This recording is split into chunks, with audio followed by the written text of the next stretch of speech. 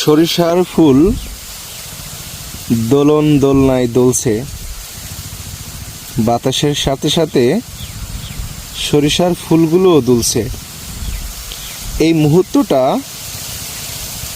সবার সঙ্গে শেয়ার করার জন্য ভিডিওটি করলাম। দেখেন কত সুন্দর এক প্রকৃতির সৌন্দর্য।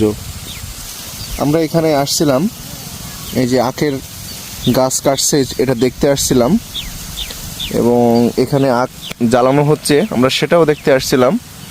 তো এসে খুব ভালো লাগলো, তো আপনাদের সাথে শেয়ার করলাম।